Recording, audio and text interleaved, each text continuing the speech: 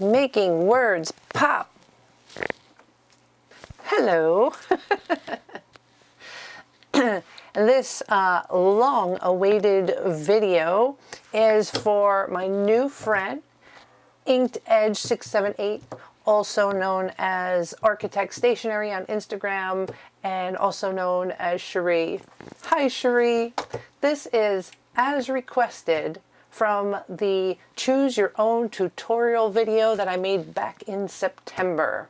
So in the comments, Inked Edge 678 Sherie, you asked about making words pop in reference to this art journal, Making Words Pop. Let's see, that was this page here. You talked about, I'm going to back out here. Yeah. So you were talking about how you really wish you could get your words to pop out like this. Contrast.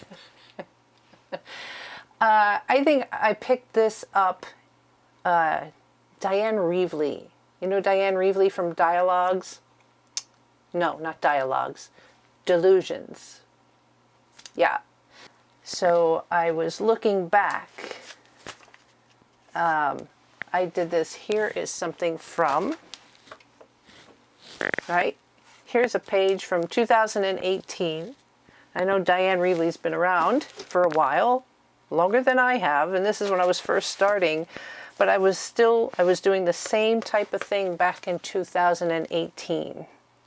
And this, let's see, scrapbook.com had their SBC event. This is the 2023 one, and this was actually, I followed along with Diane Reevely as she was giving her class at that.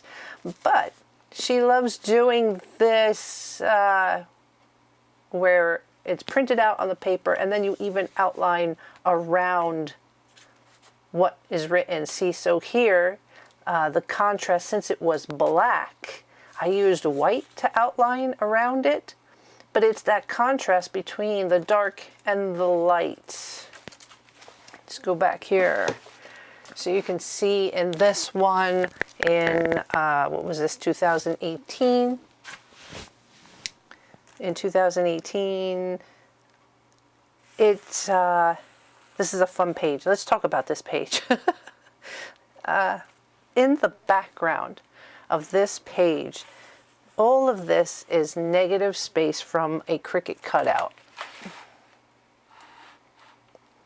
Nice and tight there. Yeah, all these is actually a cardstock that was left over from doing a very intricate Cricut cutout. And then I covered over it with like all the oil pastels. Here you go. Water soluble oil pastels. That's what I put on top of this, because once you put them on, you can spray water on them and have lots of fun. And if you'll notice, some of this like vintaged patina has kind of gotten over on the white, so it's not bam, like crisp white like this. And you can see it still pops, not quite as much as this, but it still works, right? And then sometimes it can go unnoticed, the black line around each of the boxes. So let me back out again a little bit. Yeah, this is a fun page, right? Back in 2018, I was still just playing and exploring and having fun, and I learned about tearing pages out of the book to create little slots, and then creating tags to slip in them.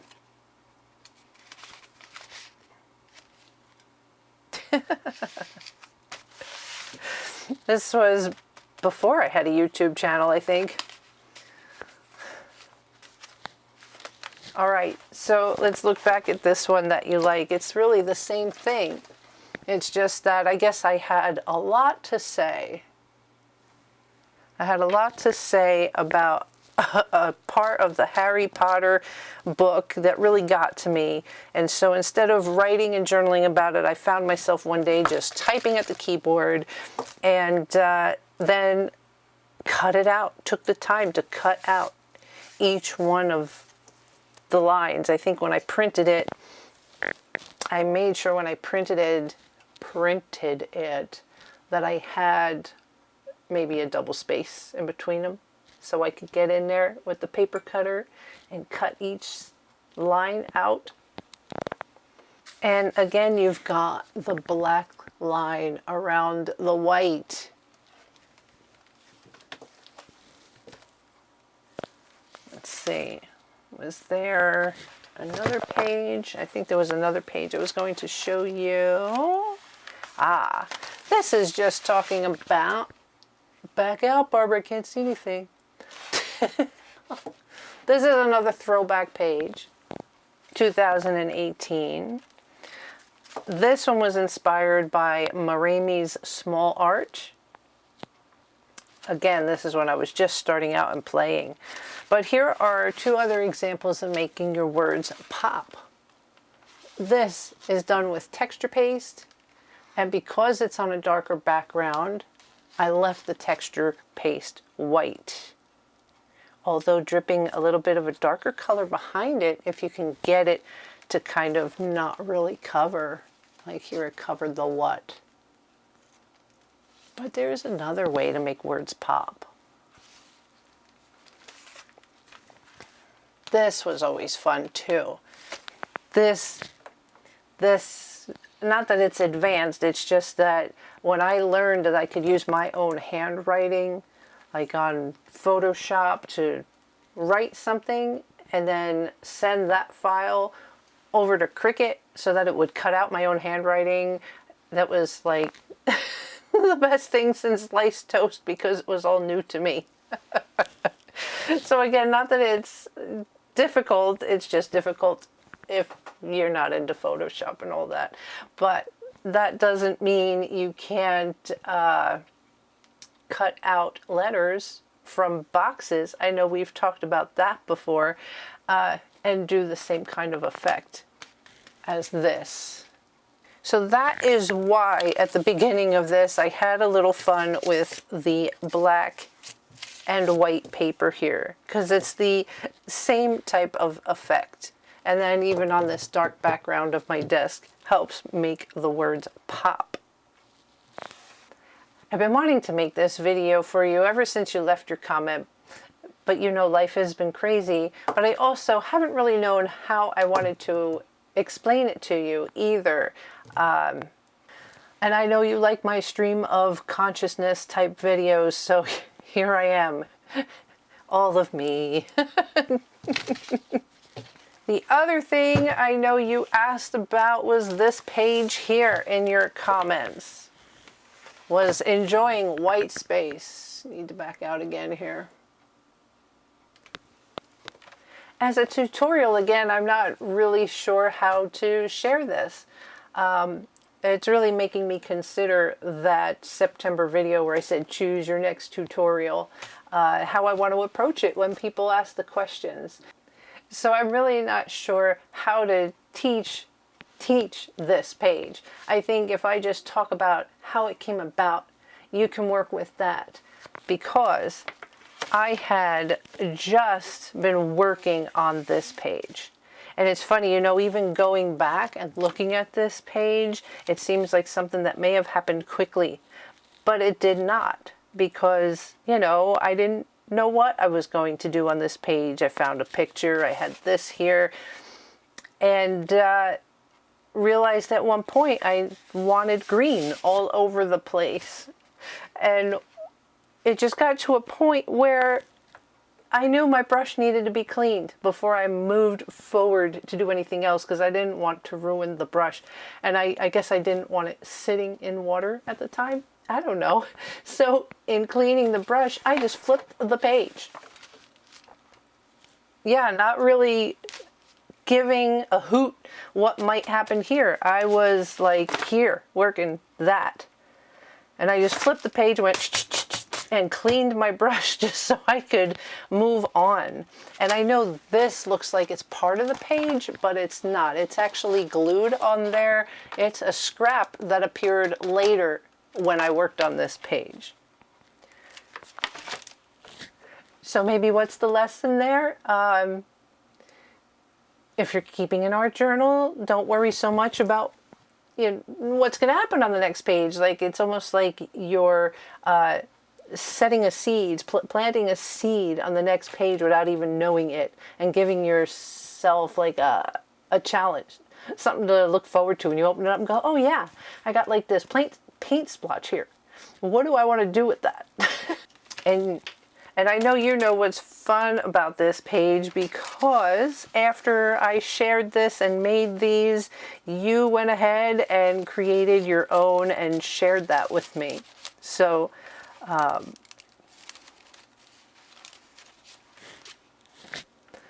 inspiration is contagious, right? So I inspired you to try it, and we have to step back. We have to step back a layer, because I was inspired by somebody doing it somewhere. You know, we both watch so many of these videos that we forget where we see it. But I was inspired by somebody doing something similar. So I tried it and shared it, and you saw it, and then you tried it and shared it back with me, and even that was an inspiration, because that's why I have this channel, to create a safe space to inspire others to try. Just try, get out there and have fun, and don't go for perfection, just go for trial and error.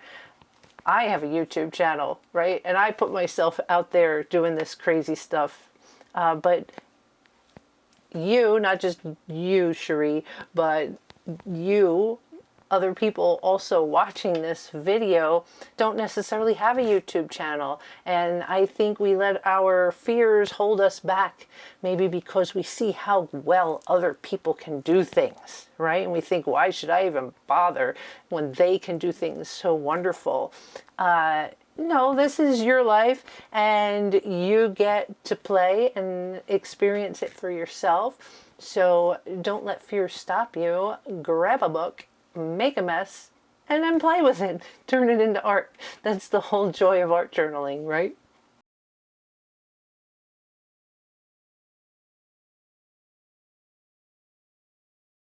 All right, I'll walk through this page too.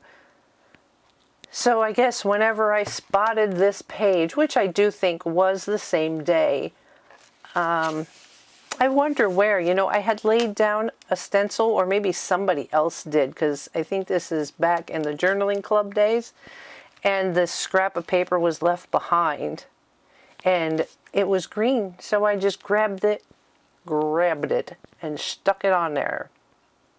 And because those napkins, these are napkins, tore them on, and I work in threes. So 1, 2, 3, kind of give it continuity. Tried to overlap the page. So instead of putting pressure in the binding, I tore it and shared it on the page here. And yeah, the words just came. This is back in June, it being December now, so I don't know exactly what went first, but I remember seeing this funny little comic about look at the relaxing artwork. And then this as well. The colors just matched, and it did have that minimalist work, that minimalist feel. In an artificial world, no limits. I think at first I was like, yeah, the sky is the limit. And then I thought, why is the sky the limit? I think things go beyond the sky at this point, don't they? So, no limits. And actually, getting back to making words pop, this does not pop. This kind of gets mixed in and is hard to see. Like where it is now, you can't really see it. Maybe if I zoom in, you'll spot it. Right? So to talk about the differences, why this isn't working is because you can see the black letters through the red smear. And then you're using white, which matches this white here. So it's just very complicated. And from an artistic perspective, we can get really deep about it, right? And talk about how that identifies with how the world can get so tangled and hard to read. Although with that sentiment, I don't know if that's the angle I was going for, but art is subjective, right? Here's another throwback example of a page, just another way to make words pop. You know, I had just finished doing like a pour, not pour like, oh, pour, a paint pour, like an all blue, made like this waterfalls effect on a canvas, and there was like blue paint everywhere, so but you can also think of putting words where you least expect it, in the in-between places. And also doing wraparounds with words. Spirally, kind of. Blocking letters out. Right? When I was bored in school, I would either sit and write block letters and got really good at it, or I taught myself how to write backwards. Like, I can easily write backwards so that you have to hold it in the mirror to see it. I got bored in school often. But if you practice lettering, block letters, it's interesting, right? Because the background has a pinkish hue to it, but it's lighter, and the pink inside the letters is darker. So that's why I said contrast, right? Light and dark. You want to make your words pop. Light against dark, or dark against light.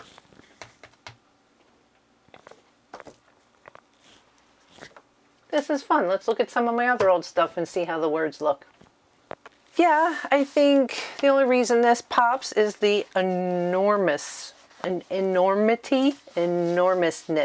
of it. But they almost get lost in there too. But again, you can see they're darker against the light. And then just the actual journaling kind of becomes part of the background. This is a fun page too. Loving my fashion magazines. You see, I don't think I wanted the words to pop here. You can see them. I think if I wanted them to pop, I would go ahead with a marker now and do that box design over each one of them. But on this particular page, what needed to pop for me were the models.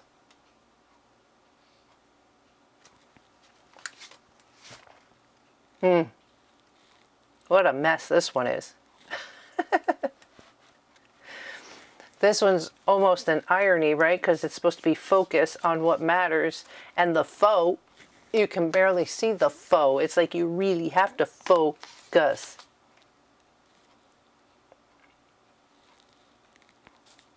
It's fun looking back in time. Yeah, I was exploring the magicals and letting paint just kind of pour.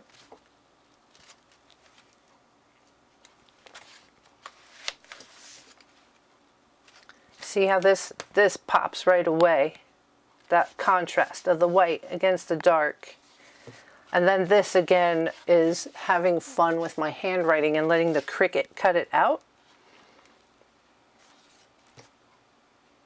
And if you'll notice on that, right, so it is lighter than the background, but then what did I do?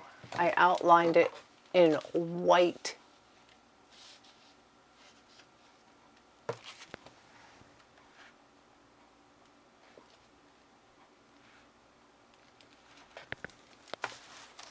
That's denim in the background there.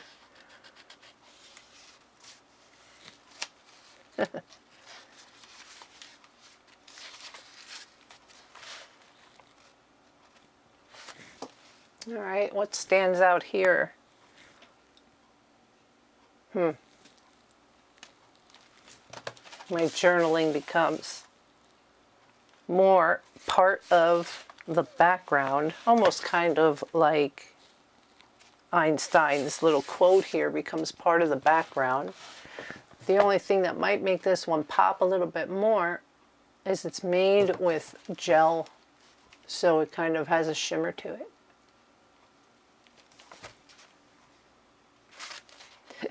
You know what's in here? Oh, this is fun going through this.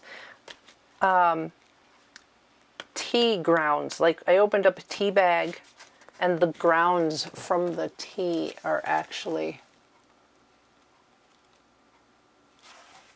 to give it texture.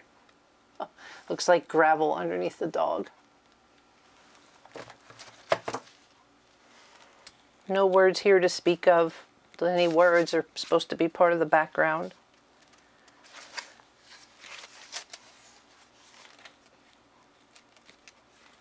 It's kind of the same idea. They were stickers. Again, probably if I wanted them to pop more, little squares around them.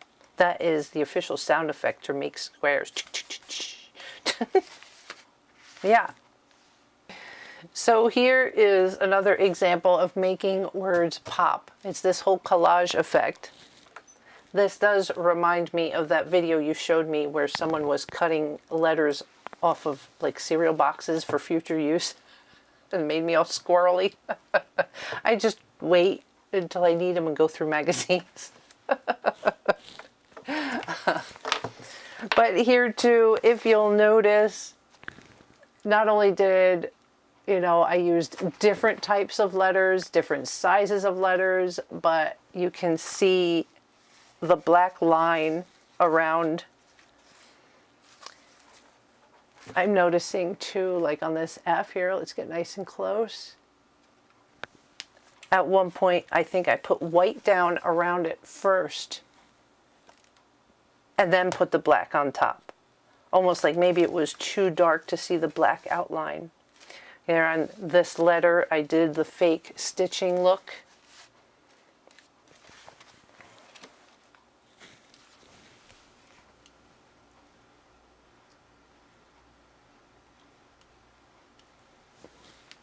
Overlapping letters. That's a fun page. I really like that page. I'm really looking forward to eventually I should be giving a class for veteran caregivers.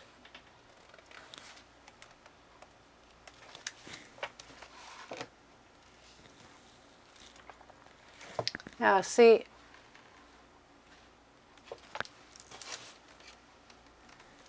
I didn't want this to stand out as much as these letters over here, but even still making it look like an old vintage tag.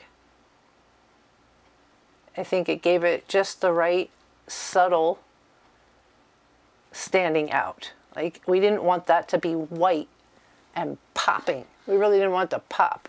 But we did need something there because the entire page was too blue.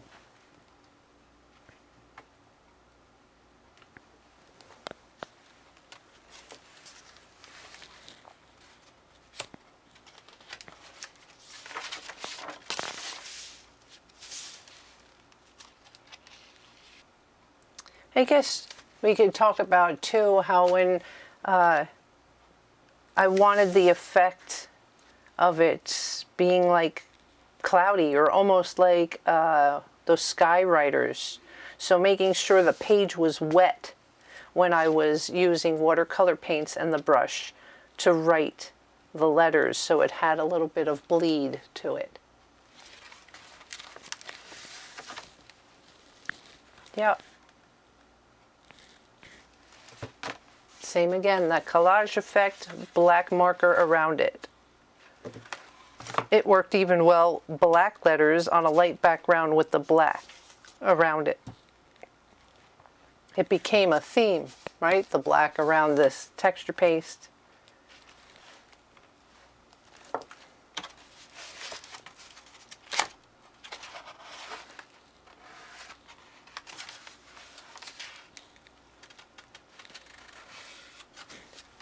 The other way too is to try and repeat some colors. So while this was all blue, I picked up on the pinkish colors here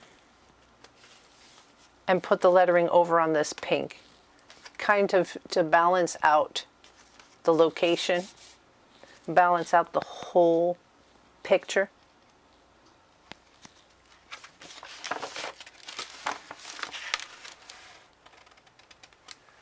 And I was talking about this page before.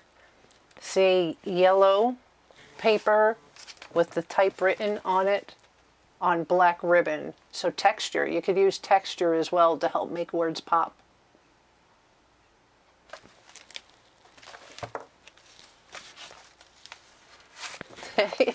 It's a theme I really love, and I like making it messy.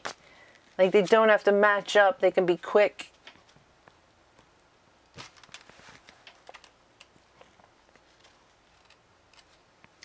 I see on this one I added some white. It doesn't really pop, but I didn't like just the flat color of what looks like brown or red. So I went back with a white marker and gave them highlights. See, just highlighting the letters, mostly on the downstroke, downstroke, downstroke, downstroke, downstroke. Yeah, it kind of is more subtle in here. We don't really want it to pop out, but still the white was picking up some of the distress ink. So instead of it being white, it kind of came out with this really light green, yellowish green. But it's also, the location is kind of like dead center. Yeah, so on this page, it's just like a black and white contrast, right? Smear the black on there, white marker. Look, it shows up here again, and this time the background is really light. The paper has that pink or reddish, but again, bum, bum, bum with that black marker doing the squares around it. I guess I'm addicted to it, but it works. I think part of my struggle with getting the video out right away was because I felt as though it may have been a simple answer, and I didn't want it to be just a simple answer or a simple video. So I really like that this expanded into kind of a walkthrough and exploring all the different ways I added words to my art journal pages. So hopefully there was a little golden nugget in there to help you. Please let me know if you have more questions. Yeah. And I hope this inspires other viewers to ask more questions or to leave comments. I think there are so many ways that you can make words pop in art journaling, but I know you asked specifically about that jungle page, which apparently is my favorite way to make words pop. So I'm glad it expanded into a little walkthrough, and we got to look at all the different ways I added words. Because sometimes, well, I guess my hope would be that when you're art journaling, you kind of lose yourself in the process. So going back to see what was done, it was introspective for me too. So yeah, I know I said it before, inspiration is contagious, so I'm glad we had this time together. If you're new to my channel, you can see that I'm easygoing. If you have questions, go ahead and ask them. I enjoy the interaction. This is a safe space for people to learn that they can have free time for themselves to explore creativity in a very fun and messy way. All right, you guys, keep creating, keep laughing at life. I love and appreciate you, and I'll see you next time.